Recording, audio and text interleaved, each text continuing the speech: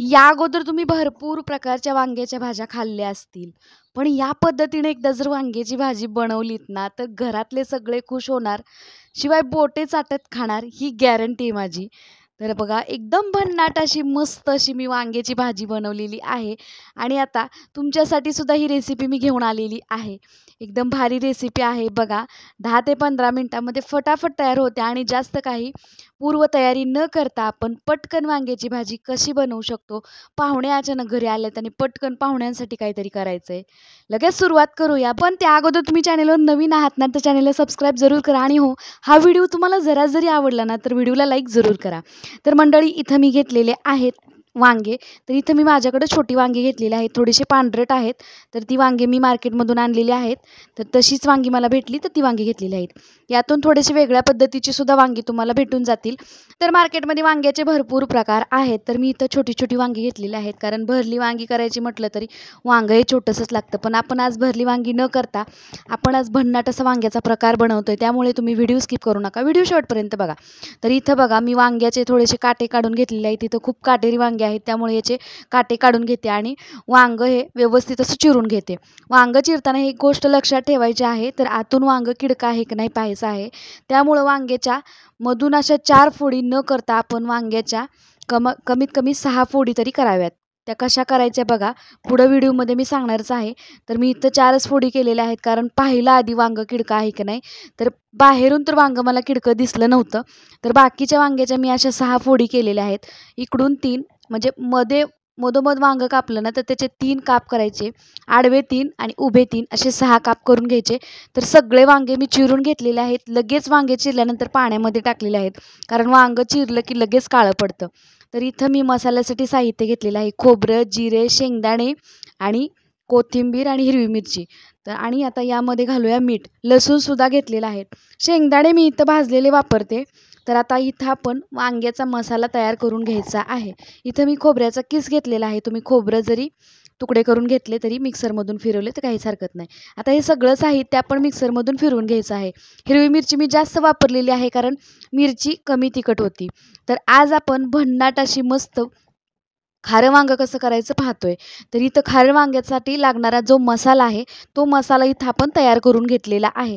तर खारं वांग्याचा मसाला आपण मिक्सरमधून फिरून घेतला, म्हणजे सगळं साहित्य व्यवस्थित एकजीव करून घेतलेलं आहे. आता यामध्ये घालूया थोडीशी हळद. आता या मसाल्यामध्ये थोडीशी हळद आणि थोडंसं लाल तिखट घालते. लाल तिखट का घालते मी, तर मिरच्या अगदीच कमी तिखट होत्या, मिरच्याला अजिबात तिखटपणा नव्हता, त्यामुळे मी इथं थोडंसं लाल तिखट वापरलेलं आहे. लाल तिखटामुळे आपलं खारं वांगं जे आहे ते थोडंसं झणझणीत होणार आहे. जर तुम्हाला फक्त मिरच्याच वापरायच्या असतील, खारं वांगं बनवत असताना मिरच्या जास्त तिखट असतील, तर वरून लाल तिखट वापरायची सुद्धा काहीच गरज नाही. आता हा खारं वांग्याचा मसाला तयार झाला. चिरून घेतलेले सगळे वांगे व्यवस्थित असे भरून घेऊया. आता हा मसाला जो आहे तो थोडासा वेगळ्या पद्धतीचा बनवलेला आहे. या अगोदर आपण सोनालीज किचनवरती भरल्या वांग्याची रेसिपीसुद्धा अपलोड केलेली आहे. ती रेसिपी कशी बनवायची त्याची लिंक तुम्हाला खाली डिस्क्रिप्शन बॉक्समध्ये देते, तिथे जाऊन तुम्ही नक्की पहा. तर आता हे मसाला बनवलेला आहे तो या वांग्यामध्ये भरून घेतलेला आहे.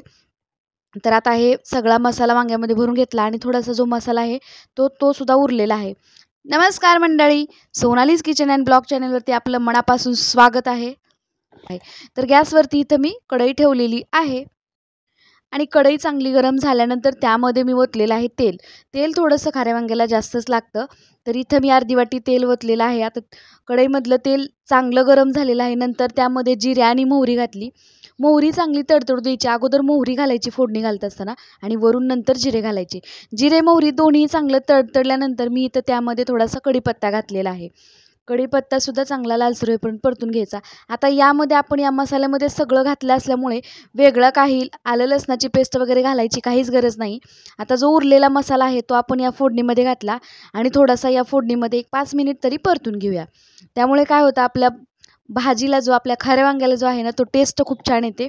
त्यामुळे मस्त असं खारं वांगं बनतं. तर हा मसाला जो आहे तो तेलामध्ये व्यवस्थित असा परतून घेऊया 1-2 मिनिटासाठी. अगदी थोडासाच परतून घ्यायचा आहे. आता मसाला 1-2 मिनिट परतला आहे लो फ्लेमवर. तर आता भरून घेतलेली जी वांगी आहेत ना, तर वांगी या मसाल्यामध्ये घालूया, म्हणजेच या फोडणीमध्ये घालूया आणि फोडणीमध्ये वांगे घातल्यानंतर व्यवस्थित असे हलवून घेऊया बघा. तर मी घेताना 4 ते 5 वांगे घेतले, 5 ते 6 वांगे घेतले होते. त्यातलं एक वांगं किडकं निघालं, त्यामुळे इथं आपल्याकडे 5च वांगे राहिलेले आहेत. तर बघा, मस्त असे वांगे आपण इथं फोडणीमध्ये हलवून घेऊया. एकदम भन्नाट अशी वांग्याची भाजी इथं तयार होत आहे. म्हणजेच खारं वांगं तयार होत आहे. एकदम भन्नाट लागतं. मुलांच्या डब्यासाठी सुद्धा तुम्ही हे अशा पद्धतीचं खारं वांगं तयार करून देऊ शकता किंवा हा मसाला रात्रीच बनवून ठेवला तरी सकाळी मुलांच्या डब्यासाठी तुम्ही असं वांगं तयार करू शकता.